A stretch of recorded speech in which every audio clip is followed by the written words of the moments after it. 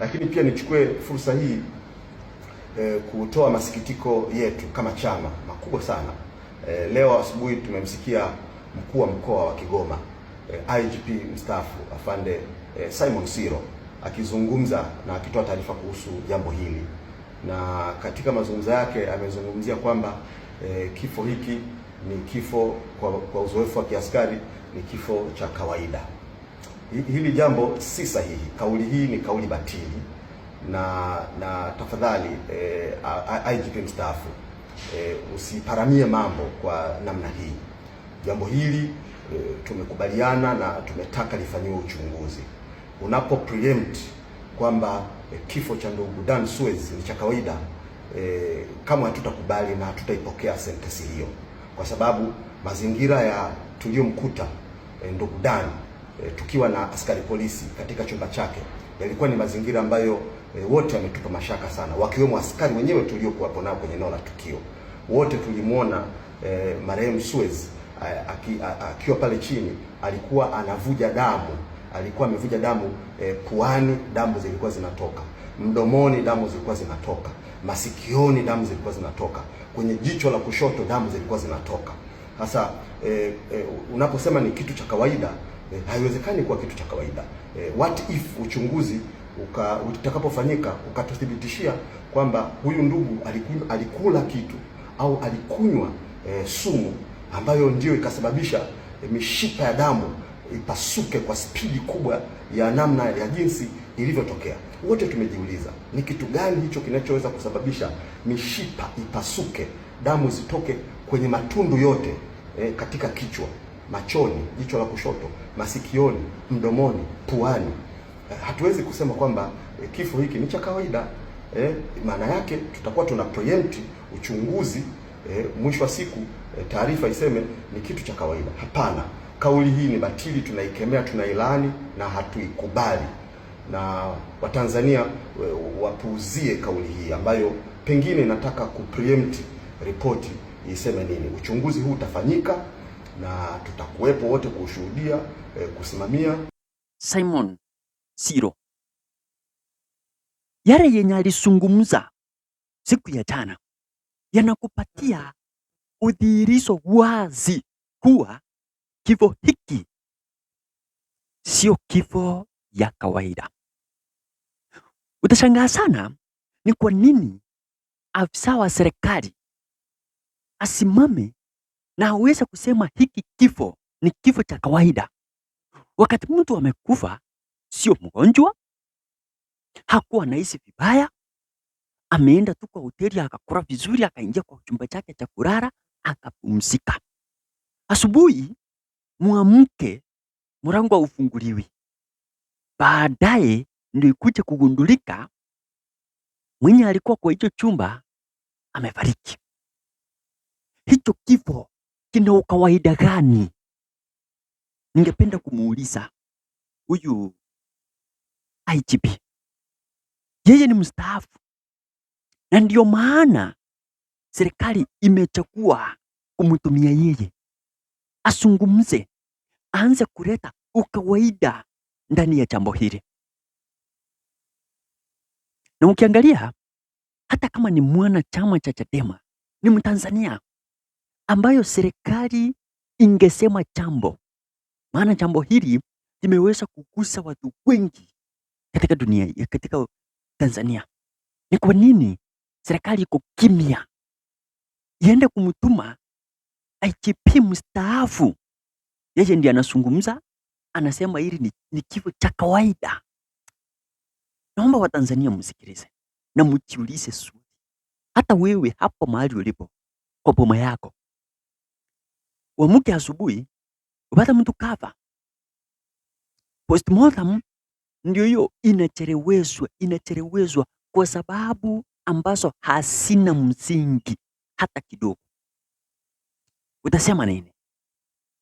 Mtu alikuwa na afya zake, kaenda kakula vizuri, kaingia kujipumzisha, kapatikana kafa. Why? Ni kwa nini? Jiulize swali, na huwa siku zote ninawaambia akili kichwani. Jambo kama hili lisije likatumika ili kuwaondoa Watanzania wote, kuwatia hofu ya mipango yenu. Nawaomba, huu ni unyanyasaji, huku ni kufinyiliwa, na bado tutaona yakiendelea kufanyika. Msistuke, maana niliwaambia yatafanyika mpaka waone ni kama wanamudu tarehe 7. Anyway, tuendelee kusubiria na usikose kusubscribe ndani ya hii YouTube channel, maana nitakuletea kila habari ambayo itakayojiri mpaka tuweze kufahamu ukweli ni nini kinachoendelea. Mbarikiwe na muwe na wakati mwema. Leo Julai 1, 2026 majira ya saa 4 asubuhi, Jeshi la Polisi mkoa wa Kigoma limepokea taarifa kutoka kwa ndugu Mlimi Zablon Mwita, mkazi wa Sirari, ambaye ni katibu wa Mheshimiwa John Heche, kwamba walikwenda kwenye nyumba ya kulala wageni inayojulikana kwa jina la Ntahamba kutaka kwenda kumwamsha mwenzao ambaye walimpigia simu kwa muda mrefu ili waondoke kuendelea na ratiba yao.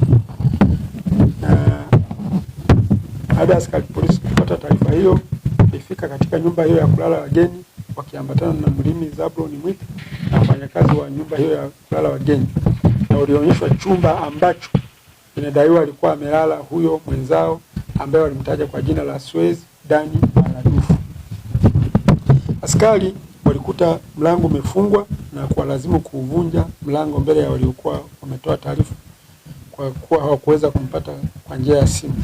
Baada ya mlango kuvunjwa, walimkuta Suez Dani Maradufu akiwa amelala chini kifudifudi.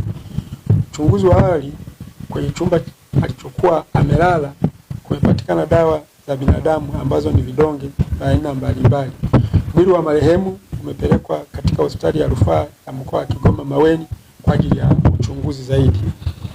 Uchunguzi unaendelea ili kupata chanzo cha kifo kwa kushirikiana na wataalamu mbalimbali. Jeshi la Polisi mkoa wa Kigoma linaendelea kuwaomba wananchi kuendelea na kuwa watulivu wakati uchunguzi wa tukio unaendelea. Nawashukuru sana. Sasa hivi tunavyozungumza, mambo makubwa tena mazito yanajitokeza kuhusiana na kifo cha driver wa John Heche. Niliposikia habari za kifo hiki, mimi Amanya nikawaambia hiki kifo hakiwezi kuwa eti ni kifo cha kawaida, na ni kitu ambacho nilikuwa na kifahamu. Haiwezi kamwe ikawa ni kifo cha kawaida kinachofanyika wakati huu, wakati Watanzania wamejiandaa kwa sababu ya tarehe ya 7/7. Nilizungumza vizuri. Sasa kwa wale ambao walikuwa wana doubt, kwa wale ambao walikuwa wanacheka wanasema kwani pia na Chadema wanafiwa, niliwaona vizuri sana kwa comment section. Sasa njoo nikupatie uondo na ukweli wa kifo chake. Tumemsikia huyu mwana Chadema ameweza kutoa overview, na yeye mwenyewe ameweza kuonyesha ile uoga wake kulingana na ile matokeo ambayo walikuwa wanatarajia. Walikuwa wanangojea kufanya postmortem siku ya jana.